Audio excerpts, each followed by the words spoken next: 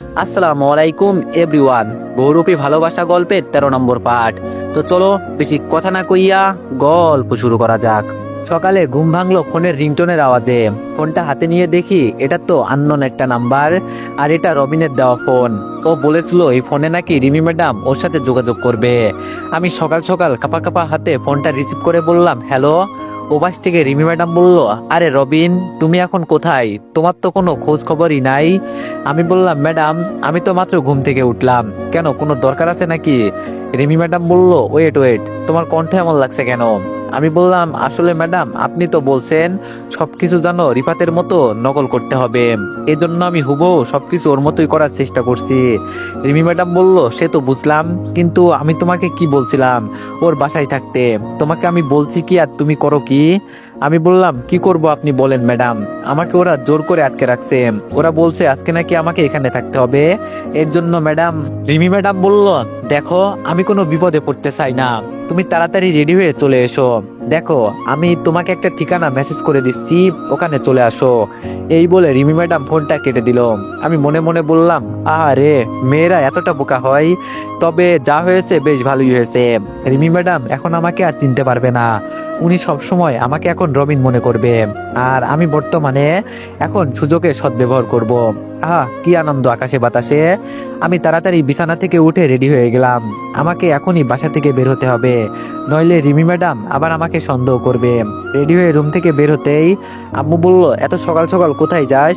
আমি শুধু বললাম, কোথায় আর যাব আম্মু, চাকরি আছে যেহেতু সেটা তো করতেই হবে। আম্মু বলল, বাবা আমি বলছিলাম কি, আমি কি আজকে রিমিদের বাসায় যাব? অনেক দিন হলো ওদের বাসায় যাওয়া হয় না। আমি বললাম, দেখো আম্মু, এমনি আমি অনেক টেনশনে আছি, তুমি কি আমাকে আরো টেনশন দিতে চাও? প্লিজ আম্মু এত বউ বউ করো না, নইলে আমাকে তুমি হারিয়ে ফেলবে। এই পর্যন্ত বললাম, শুধু মনে থাকে জানো। আমি আম্মুকে আর কিছু না বলে বাসা থেকে বের হয়ে রিমি ম্যাডামের বলা জায়গায় চলে গেলাম। রিমি ম্যাডাম আমাকে তো একটা বাসার ঠিকানা দিয়েছে, তাছাড়া উনি এখানে আবার কি করেন? নাকি আমাকে উল্টাপাল্টা কোনো ঠিকানা দিয়েছে? কি জানি বাবা, আমার তো মাথায় কাজ করছে না।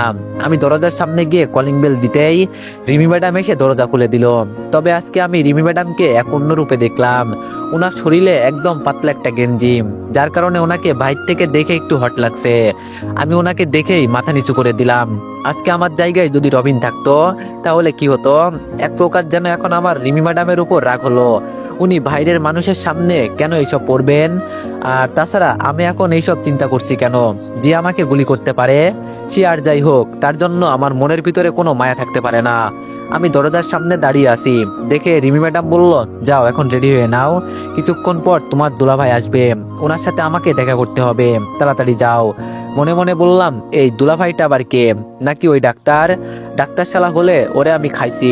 শালার কত বড় কলিজা, আমি বলার পরেও রিমির পিছন পড়ে আছে। আমি আজকে থেকে রিমিকে এমন ভাবে আঘাত দিব যেন ও প্রতিটা মুহূর্তের কষ্ট বুঝতে পারে এবং সেটা অনুমান করতে পারে। ও আমাকে তো চেনে নাই। রিমি বলল, কি হলো রবিন, আমি তোমাকে কি বললাম? আর আমি বলছি না আমার সামনে থাকলে তুমি নিজের চেহারায় আসবে, সব সময় এমন হয়ে থাকা লাগবে না। আমি বললাম, আসলে ম্যাডাম হয়েছে কি, রিফাতের আম্মু আমাকে সন্দেহ করে না, কিন্তু ওর বোন একটু চালাক আছে। ওর বোন হয়তো আমার উপর নজর রাখতে পারে, এজন্য ম্যাডাম। রিমি বলল, আচ্ছা ঠিক আছে বুঝলাম, তোমাকে আর কিছু বলতে হবে না, এখন যাও, ভিতরে কাপড় রাখা আছে, পরে রেডি হয়ে নাও। আমি বললাম, ম্যাডাম ডিউটি করতে হবে না? রিমি বলল, কিসের ডিউটি? হ্যাঁ, তোমার কি মনে নেই যে তুমি আজকে থেকে সবসময় আমার বডিগার্ড হয়ে কাজ করবে? এটা উপর থেকে আদেশ এসেছে। তবে তোমার কাজ একটাই, রিফাতের মায়ের কাছে আমাকে খারাপ বানিয়ে তুমি তোমার চাকরিতে আবার জয়েন করবে। তার আগ পর্যন্ত তুমি আমার বডিগার্ড, বুঝলে? আমি মাথা ঝাঁকিয়ে বললাম, ম্যাডাম বুঝেছি, আপনাকে বলতে হবে না। আমি রিমি ম্যাডামের বলা রুমে চলে গেলাম, কাপড় চেঞ্জ করে আবার রুম থেকে বের হলাম। রুম থেকে বের হয়ে দেখি রিমি ম্যাডাম শাড়ি পরে সেজেগুজে বের হয়েছে। ইস, আজকে রিমি ম্যাডামকে কতটাই না সুন্দর লাগছে। কিন্তু আফসোসের বিষয় হলো উনি আমার জন্য সাজে নাই, উনি অন্য কারোর জন্য নিজের রূপ পরিবর্তন করেছে। এটা দেখে আমার খুব খারাপ লাগলো। আমি মাথা নিচু করে দরজা দিয়ে বের হয়ে বাইরে গিয়ে গাড়ির দরজা খুলে দিলাম। রিমি ম্যাডাম ভিতরে বসতেই আমি ড্রাইভিং করতে লাগলাম। রিমি ম্যাডাম পিছন থেকে বলল, তুমি যত তাড়াতাড়ি তোমার কাজ শেষ করতে পারবে তত তাড়াতাড়ি আমি আমার বয়ফ্রেন্ডকে বিয়ে করতে পারবো। আমি বললাম, ম্যাডাম আমি আপনাকে একটা কথা বলবো, কিছু মনে করবেন না তো আবার? রিমি বলল, বলো। আমি হালকা একটু মন খারাপ করে বললাম, জানেন ম্যাডাম, রিফাত আমার বন্ধু ছিল, ওকে যে আমি টাকার কারণে মারবো এটা ভাবতেই পারি নাই। ও আপনাকে খুব ভালোবাসে। তবে আপনার বিয়ের দিন আপনার বেস্ট ফ্রেন্ডকে কিডন্যাপ করা হয়েছিল, যাতে ও আপনার হাজবেন্ডের নামে মিথ্যা কথা বলতে পারে। এই ধরনের মিথ্যা অপবাদ, মানে ওকে যেভাবে খারাপ করা লাগে, আমি এই কথাগুলো কোনো একভাবে জানতে পেরেছি। তবে আপনি কাজটা ভালো করেন নাই ম্যাডাম। আমি শুনেছি মেয়েদের প্রথম বিয়ে ভেঙে গেলে তার জীবনে অশান্তি লেগে যায়। এখন তো বুঝলেন না, কয়েকদিন পর ঠিকই বুঝবেন। রিমি ম্যাডাম আমাকে ধমক দিয়ে বলল, তোমাকে আমি বলছি এত কথা বলতে, আমি বলছি না আমার সামনে তুমি ওর নামও নিবে না। এখন সবকিছু শেষ হয়ে গেছে, আমি আর কিছু বললাম না। এখন এই মেয়েকে আমি যাই কিছু বলি না কেন, ও বুঝবে না। রিমি ম্যাডাম আমাকে একটা রেস্টুরেন্টের সামনে এসে গাড়ি থামাতে বলল। উনি গাড়ি থেকে নেমে বলল, তুমি আমার সাথে আসো, তবে আমার থেকে দূরে থাকবে, যেন আমার উপর নজর রাখতে পারো, ঠিক আছে? আমি বললাম, জি ম্যাডাম, আমি বুঝে গেছি, আপনাকে কিছু বলতে হবে না। আমি ভিতরে গিয়ে একটু আড়ালে গিয়ে দাঁড়ালাম। দেখি রিমি ম্যাডাম আবার কার সাথে কথা বলার জন্য এখানে আসছে। রিমি ম্যাডাম গিয়ে একটা টেবিলে বসলো।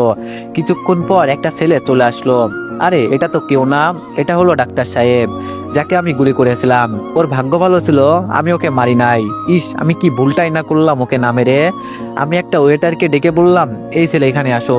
ছেলেটা আমার কাছে এসে বলল, স্যার বলেন, আপনার কি লাগবে? আমি ছেলেটার হাতে একটা 1000 টাকার নোট দিয়ে রিমির বয়ফ্রেন্ডকে দেখিয়ে বললাম, ওকে খাবারের সাথে পেট খারাপের ওষুধ দিতে হবে, আর ও যেন কিছুক্ষণের ভিতরে এখানেই দৌড়াদৌড়ি করে। যদি তুমি সফলভাবে কাজ করতে পারো তাহলে তোমাকে আরো 1000 টাকার বকশিস দিব। ছেলেটা হাসি দিয়ে বলল, স্যার আপনি শুধু দেখতে থাকেন, আমি ওর কি অবস্থাটাই না করি। এই কথা বলে ছেলেটা চলে গেল। কিছুক্ষণ পর ছেলেটা খাবার নিয়ে ওদের টেবিলের দিকে যেতে লাগলো। মনে মনে বললাম, তাহলে আজকে কাজ হবে বলে মনে হচ্ছে আমার। রিমির বয়ফ্রেন্ড রিমির সাথে কথা বলছে আর খাবার খাচ্ছে। মনে মনে বললাম, শালা খা খা, আরো বেশি করে খা, তুই খেলেই তো খেলা জমবে। হঠাৎ করে রিমির বয়ফ্রেন্ড দাঁড়িয়ে বলল, বাবু তুমি একটু বসো, আমি একটু ওয়াশরুম থেকে আসছি। আমি আবার একটা মুচকে হাসি দিয়ে বললাম, এই তো এখন কাজ হয়েছে। আমি আবার ছেলেটাকে ডাক দিয়ে বললাম, তুমি গিয়ে ওয়াশরুমের সামনে দাঁড়িয়ে থাকো, যদিও ভিতরে যেতে চাই তাহলে বলবে 5000 টাকা লাগবে, আর ওর এখন খুব চাপ পেয়েছে, এজন্য উপায় না পেয়ে তোমাকে টাকা দিয়ে দিবে। ছেলেটা আমাকে ধন্যবাদ জানিয়ে বলল, স্যার আপনার মাথায় এত বুদ্ধি। ছেলেটা এবার আমার সামনে থেকে চলে গেল। আমি দূরে দাঁড়িয়ে আছি দেখে রিমি ম্যাডাম ডাক দিয়ে বলল, রবিন এখানে আসো তো। আমি রিমি ম্যাডামের সামনে গিয়ে বললাম, ম্যাডাম বলেন। রিমি ম্যাডাম বলল, তুমি তো ওকে আরো আগে দেখেছো, বলো তো ওর সাথে আমাকে কেমন মানাবে? আমি রিমি ম্যাডামের কথা শুনে শুধু বললাম, থাক ম্যাডাম বাদ দেন, আমি কিছু বললে আপনি মন খারাপ করবেন। রিমি ম্যাডাম বলল, আরে না বলো তুমি। আমি বললাম, আপনাকে আমি আর কি বলবো, আমার এখন নিজেকে নিজে গুলি করতে ইচ্ছে করছে। টাকার কাছে আমি আমার বন্ধুত্ব বিক্রি করে দিলাম, কিভাবে পারলাম আমি? আমার আম্মুকে আমি বলতে শুনেছি, কোনো মেয়ে যদি তার স্বামী রেখে বাইরে কারোর সাথে রং তামাশা করে তাহলে ওই মেয়েটা ভালো না, ওই মেয়েটা বাজারের নষ্ট মেয়ের থেকেও আরো জঘন্য। আমি আপনাকে এই কথাটা বলতে চাইনি, আপনি একজন মেজর, চাইলেই আমার চাকরি খেয়ে ফেলতে পারেন, কিন্তু আমি নিজ হাতে আমার বন্ধুকে মেরেছি, আমি তো একজন অপরাধী। রিমি বলল, তোমার এত বড় সাহস আমার মুখের ওপর? রিমি ম্যাডাম যে আর কিছু বলবে তার আগে ম্যাডামের বয়ফ্রেন্ড এসে বলল, রিমি চলো তো এখন বাসায় যেতে হবে, বাসায় একটা দরকারি কাজ পড়ে গেছে, না গেলে এখন আর হবে না। রিমি ম্যাডাম বলল, আমরা তো মাত্র আসছি, কিন্তু এখন আবার যেতে হবে, এটা আবার কেমন কথা বললে তুমি? হঠাৎ করে আবার রিমির বয়ফ্রেন্ড পেটে হাত দিয়ে বলল, আচ্ছা তুমি আর একটু বসো, আমি আসছি। আমি ছেলেটাকে ইশারা করে বললাম, ওকে এখন ভিতরে যেতে দিবে না, এখানেই প্যান্ট নষ্ট করে দিক। ছেলেটা আমার কথা মতো তাই করলো। অবশেষে কোনো উপায় না পেয়ে রিমির বয়ফ্রেন্ড প্যান্ট নষ্ট করে দিল। রেস্টুরেন্টের সবাই ওর দিকে তাকিয়ে আছে, অনেকেই তো বমি করে দিল। মনে মনে বললাম, আমি আরেকটা সুযোগ হাতে পেলাম, রিমিকে এখন কিছু বলতে পারবো। আমি এবার বলা শুরু করলাম, সিসি এই ছেলের জন্য নাকি আমি আমার বন্ধুকে মেরে ফেললাম? ওর তো দেখি কোনো মান সম্মান নাই, আমাকে তাড়াতাড়ি এখান থেকে যেতে হবে। ম্যাডাম আপনি সবকিছু পরিষ্কার করে আসেন, ও তো আপনার বয়ফ্রেন্ড। আমি এই কথা বলেই রেস্টুরেন্ট থেকে বের হয়ে গেলাম। আমার পিছন পিছনে রিমিও চলে আসলো। রিমি ম্যাডাম গাড়িতে উঠেই বলল, তাড়াতাড়ি এখন এখান থেকে বাসায় চলো। আমি বললাম, কেন ম্যাডাম? আপনার বয়ফ্রেন্ড তো আপনার জন্য অপেক্ষা করছে। রিমি ম্যাডাম আমাকে জোরে ধমক দিয়ে বলল, তোমাকে যেটা করতে বলছি সেটা করো রবিন, এত কথা বলো কেন? আমি আর কিছু বললাম না, সরাসরি গাড়ি নিয়ে বাসার সামনে চলে গেলাম। গাড়ি থেকে নেমে রিমি ম্যাডামের পিছন পিছন বাসার ভিতরে চলে গেলাম। তবে ভিতরে গিয়ে যেন বড় ধরনের একটা শক খেলাম। ভিতরে গিয়ে দেখি রিমি ম্যাডামের আম্মু এসেছেন, তিনি সোফায় বসে বসে টিভি দেখছেন। আমাদের দেখে উনি টিভি বন্ধ করে দিল। রিমি ম্যাডাম উনি ওনার আম্মুকে দেখে বলল, আরে আম্মু তুমি কখন আসছো? এই কথা বলে রিমি ম্যাডাম গিয়ে উনি ওনার আম্মুকে জড়িয়ে ধরলো। আর রিমি ম্যাডামের আম্মু তখন রিমিকে ছাড়িয়ে ঠাস ঠাস করে দুইটা চড় দিয়ে বলল, তুই আমার মেয়ে, আর আমি কি তোর মনের খবর জানি না? আমি তোরে পেটে রাখছি, আর আমার সাথেই তুই চালাকি করলি। তোর কি একটু হাত কাঁপে নাই? তোর হাজবেন্ডকে তুই নিজে হাতে গুলি করে মারতে? সিসি, তোরে আমার নিজের মেয়ে বলতেও ঘৃণা করছে। তুই জানিস রিফাত নিজের জীবন ঝুঁকি নিয়ে আমাদের বাঁচিয়েছে, আর তুই ওকে নিরিবিলি জায়গায় নিয়ে গিয়ে মেরে ফেললি। আজকে থেকে তুই আমার মেয়ে না। যে নিজের স্বামীকে মারতে পারে সে কোন দিন নিজের মাকে মেরে ফেলবে এর কোনো গ্যারান্টি আছে? তোর চাকরির জন্য এত দিমাগ না? আমি তোর বিরুদ্ধে সাক্ষী দিব। তুই যে তোর হাজবেন্ডকে মারলি এটা আমি নিজে বলবো, তখন আমিও দেখতে চাই তোর চাকরি কি করে থাকে। আজকে থেকে তুই আমাকে কোনোদিন মা বলে ডাকবি না, মনে থাকে জানো। এই কথা বলে রিমির আম্মু যখন বের হয়ে যাবে তখন রিমির আম্মু আমার কাছে দাঁড়িয়ে আস্তে করে বলল, তোমার বান্ধবী রিয়া আমাকে সবকিছু বলেছে, তোমার এতে অবাক হওয়ার কোনো কারণ নেই। আমি চাই তুমি ওকে আবার ফিরিয়ে নাও, তবে আমি তোমাকে জোর করব না। যদি তোমার মন চাই তবেই নিয়ে যাবে, নইলে নাই। তুমি আমাদের জন্য অনেক করেছো, আর না। এই কথা বলে আন্টি দরজা দিয়ে বের হয়ে গেল। আমি এখন বুঝেছি রিমির আম্মু এইসব কথা কিভাবে জানতে পারলো। সবকিছু তাহলে ওই রিয়াই বলে দিয়েছে। রিমির আম্মু চলে যাওয়ার পরেই রিমি ধপ করে ফ্লোরের উপর বসে গেল। মনে মনে বললাম, তাহলে আমার শাশুড়ি মা ভালো একটা কাজ করেছে। যাক, এখন তাহলে রিমি ম্যাডাম একটু হলেও বুঝতে পারবে। আমি শুধু রিমি ম্যাডামের দিকে তাকিয়ে বললাম, জানেন তো একটা কথা আছে ম্যাডাম, লোভে পাপ পাবে মৃত্যু। এই আমাকে দেখেন, আমি একটা ভালো বন্ধু হারিয়ে এখন বুঝতে পারছি। জানেন ম্যাডাম, থাকতে কেউ মূল্য দেয় না, যখন হারিয়ে যায় তখন ঠিকই বুঝতে পারে। ওই কথায় আছে না ম্যাডাম, ভাবিয়া করিও কাজ, করিয়া ভাবিও না। রিমি ম্যাডাম এবার জন্য অল্প অল্প করে কান্না করতে লাগলো। তবে একটা জিনিস আমার কাছে এখনো আছে, সেটা হলো রিমি ম্যাডামের আর আমার ছোটবেলার একটা ছবি। এগুলো আমি খুব যত্ন করে রেখে দিয়েছি। আমি ওই ছবিগুলো বের করে রিমি ম্যাডামের হাতে দিয়ে বললাম, এগুলো আমি রিফাতের রুম থেকে পেয়েছি, ও তো আর বেঁচে নেই, এজন্য ভাবলাম এগুলো আপনার কাছেই থাকা ভালো। রিমি ম্যাডাম পিকগুলোর দিকে তাকিয়ে কান্না করতে লাগলো। মনে মনে বললাম, এখন কান্না করলে কি হবে? তুই কি ভাবছোস আমি তোরে ফিরিয়ে নিব? কখনো না। দরকার পড়লে আমি আরেকটা বিয়ে করব, তারপরও তোরে ফিরিয়ে নিব না। হঠাৎ করে রিমি ম্যাডাম দাঁড়িয়ে চোখের পানি মুছে আমাকে উদ্দেশ্য করে বলল, রবিন, রিফাত যে মারা গেছে ওর লাশ কি পাওয়া গেছে? আমি বললাম, না ম্যাডাম, আমরা তো ওর কোনো লাশ খুঁজে পাই নাই। রিমি ম্যাডাম আমার কথা শুনে আবার বলল, তাহলে হতেও তো পারে ও কোনোভাবে বেঁচে গেছে, ওকে আমার আবার ফিরিয়ে নিতে হবে। আমি বললাম, আপনার মাথা খারাপ হয়েছে ম্যাডাম, আমি গুনে গুনে অনেকগুলো গুলি করেছি, আর আমি যদি মিথ্যা না হই তাহলে ওর লাশটাও হয়তো কুমিরে খেয়ে ফেলেছে। আপনি এখন ওকে খুঁজছেন কেন? ও তো মারা গেছে। রিমি ম্যাডাম আমার কলার ধরে বলল, তোমাকে কে বলেছে ওকে মারতে? আমি বলতে দেখি কি তুমি ওকে গুলি করবে? আমাকে তুমি আটকাতে পারলে না। আমি একটা খারাপ মেয়ে হলাম কি করে? আমি আমার ছোটবেলার ভালোবাসাকে খুন করে ফেলেছি। ওকে একটাবার আমি সুযোগ দিলাম না। ও আমার জন্য কত কিছু করেছে, আর আমি আজকে আমার আম্মু আমাকে এইসব কথাগুলো বলছে আর কান্না করছে। আমি শুধু দাঁড়িয়ে দাঁড়িয়ে বলছি, এখন আর কান্না করলে কি হবে? আমি তো মরেই গেছি। তবে কি আমি তোরে কখনো ফিরিয়ে নিব? কখনো না, তুই বললেও নিব না। হঠাৎ করে দরজা দিয়ে রিমির বয়ফ্রেন্ড ভিতরে প্রবেশ করলো। রিমি ওর বয়ফ্রেন্ডকে দেখে চোখের পানি মুছে দাঁড়িয়ে বলল, কি ব্যাপার, অসময়ে তুমি এখানে? রিমির বয়ফ্রেন্ড হাসতে হাসতে বলল, কেন, আমার এখানে আসা বারণ আছে বুঝি? আমার সবচেয়ে বড় ভুল কি ছিল জানো? তোমার উপর দয়া করা। আমি তোমাকে সত্যি অনেকটাই ভালোবাসতাম, কিন্তু তুমি আমার সাথে বেইমানি করলে। আমাকে রেস্টুরেন্টে মিথ্যা কথা বলে নিয়ে গেলে, আবার আমার খাবারের মাঝে পেট খারাপের ওষুধ মিলিয়ে দিলে। তোমার কারণে আমি পুরো রেস্টুরেন্টের মানুষের সামনে অপমানিত হয়েছি। অনেক হয়েছে না, এখন আমার পালা। এখন দেখো আমি তোর কি অবস্থা করি। কিরে তোরা কই, ভিতরে আই। রিমির বয়ফ্রেন্ড এই কথা বলতে আরো 3টা ছেলে ভিতরে প্রবেশ করলো। রিমি ওদের দেখে এবার একটু ঘাবড়ে গিয়ে বলল, এই তুমি কি করতে চাইছো বলো তো? তোমার কি মাথা খারাপ হয়ে গেছে? আমি তোমার খাবারের সাথে কি মিশিয়ে দিয়েছি? এইসব তুমি কি উল্টাপাল্টা কথা বলছো? রিমির বয়ফ্রেন্ড হাসতে হাসতে বলল, চেয়েছিলাম তোরে বিয়ে করব, কিন্তু আমি একজন ডাক্তার, আবার তুই বিবাহিতা। যে নিজের স্বামীকে আমার জন্য খুন করতে পারে সে আমাকে মারবে না এর কোনো গ্যারান্টি আছে কি? তোর পিছনে আমি অনেক টাকা খরচ করেছি, আজকে আমি সেগুলোর হিসাব নিব, এবং আমার সব বন্ধুরা তোর সাথে মজা করবে, আর আমি দাঁড়িয়ে দাঁড়িয়ে দেখব। রিমি এবার একটু পিছিয়ে বলল, না না, তুমি এসব করতে পারো না, আমাকে প্লিজ তুমি ছেড়ে দাও। রিমির বয়ফ্রেন্ড হঠাৎ আমার দিকে তাকিয়ে বলল, কিরে নকল শালা, তুই এখানে কি করিস? তাড়াতাড়ি এখান থেকে চলে যা। রিমি ম্যাডাম আমার দিকে কান্নার দৃষ্টিতে তাকিয়ে বলল, প্লিজ রবিন, তুমি আমাকে একা ফেলে যেও না। ওরা আমার সাথে। রিমির বয়ফ্রেন্ড আমার দিকে তাকিয়ে বলল, শুনলাম তুই টাকার জন্য সবকিছু করিস, তুই এখন এখান থেকে চলে যা, বিনিময়ে তোর যত টাকা লাগে আমি দিব। আর এই মেয়ে কতটা নষ্ট হয়ে গেছে তুই তো ভালো করেই জানিস। নিজের স্বামী রেখে কেউ তার বয়ফ্রেন্ডকে নিয়ে ঘোরে, আবার আমার কথায় ওকে মেরেও ফেলেছে। এখন তুই বোঝ ও কতটা নষ্ট একটা মেয়ে। আমি রিমি ম্যাডামের দিকে তাকিয়ে বললাম, আপনার সাথে এমন হওয়াটাই উচিত। আপনি খুব খারাপ ম্যাডাম, এত দেমাগ ভালো না। আর আমি তো টাকার জন্য সবকিছু করতে পারি, এজন্য আপনাকে এখানে ফেলেও চলে যেতে পারবো। গেলাম আমি ম্যাডাম। দরজার কাছ পর্যন্ত যেতেই রিমির বয়ফ্রেন্ড গিয়েই রিমির গালে ঠাস করে একটা চড় দিয়ে বলল, এখন তোর কোন নাগরকে বলবি রে তোরে বাঁচাতে? এখন ডাক শুনি কে তোরে বাঁচাই, আমিও দেখতে চাই। আমি পকেট থেকে পিস্তল বের করে সরাসরি রিমির বয়ফ্রেন্ডের পায়ে গুলি করে দিলাম। আর তিনটা ছেলে তো আমার হাতে পিস্তল দেখে চুপচাপ ফ্লোরে বসে পড়লো। এবার আমি রিমির বয়ফ্রেন্ডকে উদ্দেশ্য করে বললাম, কি মনে হয় তোর?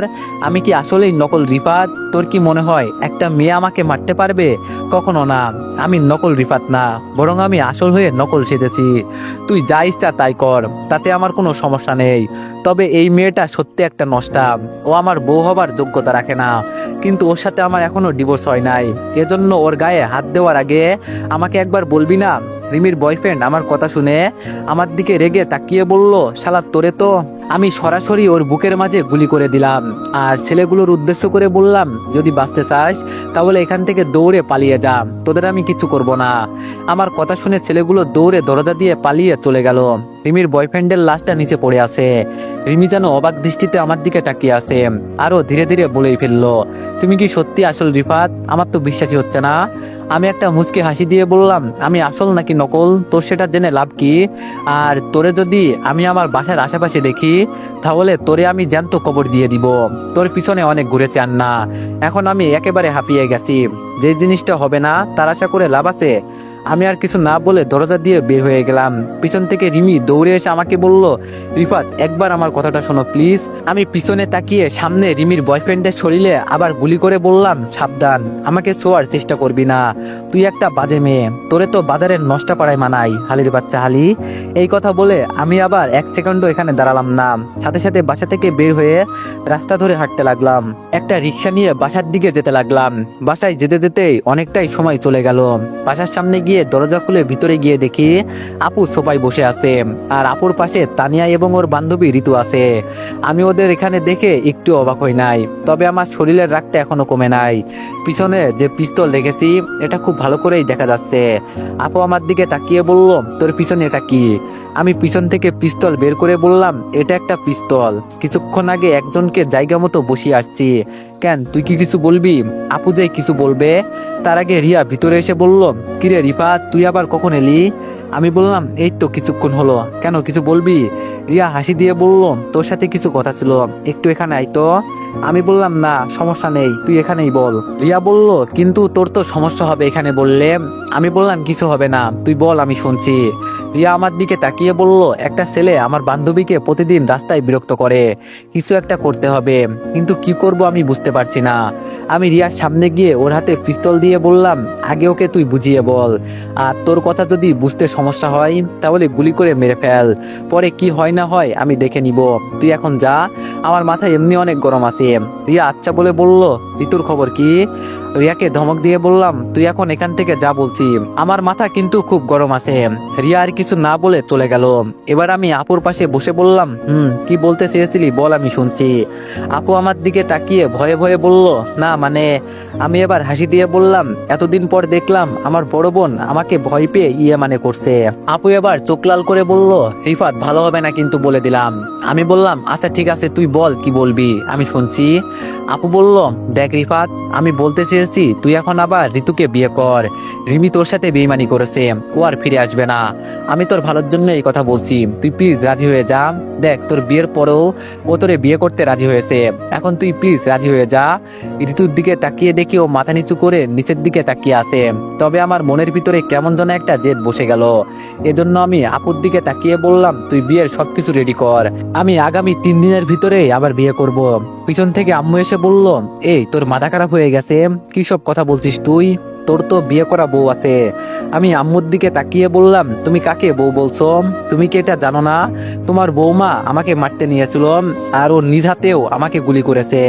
ভাগ্য ভালো ছিল যে বেঁচে ফিরে আসছি, আবার ওকে তুমি বউ বলছো? তোমার মাথা খারাপ হয়ে গেছে আম্মু? আম্মু আমার দিকে তাকিয়ে বলল, তুই এসব কি বলছিস? আমি বলে আম্মুর দিকে তাকিয়ে মন খারাপ করে বললাম, জানো আম্মু, ছোট থেকে আমি এই মেয়েকে অনেক পছন্দ করতাম। আমি চেয়েছিলাম ওকে বিয়ে করে সুন্দর একটা সংসার করব, কিন্তু ও আমার সাথে বেইমানি করেছে আম্মু। জানো আম্মু, ওর বয়ফ্রেন্ড ছিল, আর আমি ওর পথের কাটা ছিলাম, এই জন্য ও আমাকে মারতে নিয়েছিল। ভাগ্য ভালো ছিল যে পালিয়ে গিয়েছি, এজন্য বেঁচে গেছি। এখন ও আমার মন থেকে উঠে গেছে, ওকে আমার আর ভালো লাগে না আম্মু। আমি চাই না ওকে, তুমি বোঝো না কেন? আম্মু আমার মাথায় হাত দিয়ে বলল, এইসব কথা তুই আমাকে আরো আগে বলিস নাই কেন? আমি ওর আম্মুকে সবকিছু বলতাম। আমি বললাম, না না আম্মু, তোমাকে কিছু বলতে হবে না, তবে আমার একটা কথা শুনে রাখো, এই মেয়ে যদি এই বাসায় আসে তাহলে আমাকে হারাবে। আমি তোমাদের ছেড়ে চলে যাব। ওকে এখন আমি ঘৃণা করি, ও নষ্ট একটা মেয়ে। সবাই চুপ করে আমার কথা শুনছিল, তবে কথার মাঝে আপু শুধু বলল, তাহলে তুই এখন কি করতে চাস? দেখ, মনের বিরুদ্ধে কিছুই হয় না, যা কিছু হয় সবকিছু নিজের ইচ্ছা মতে। এজন্য আমি বলি কি, তুই আগে চিন্তা করে আমাকে এর উত্তর জানা। আমি আপুর কথা শুনে কিছুক্ষণ চুপ থেকে বসেছিলাম, তবে খানিকক্ষণ পরেই বললাম, জানিস আপু, তুই আগের থেকে অনেক পরিবর্তন হয়ে গেছোস। এখন তুই নিজের ছাত্র নিয়ে চিন্তা ভাবনা করিস। তো এভরিওয়ান, নেক্সট পার্টের জন্য সবাই একটু বেশি বেশি লাইক আর কমেন্ট করে দিও। ধন্যবাদ।